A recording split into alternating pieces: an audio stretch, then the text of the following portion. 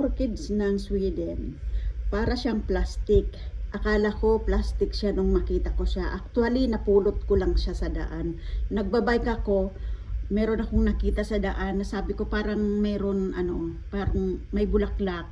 Akala ko plastic. Madaling araw yun kasi nagbabike ako papuntang trabaho, madilim pa.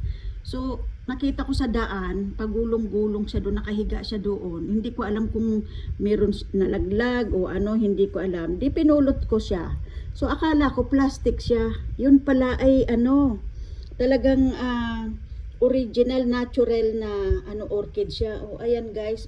Nilagyan ko siya ng tubig nung isang araw, pero hindi ko siya lalagyan ngayon. Kasi nga,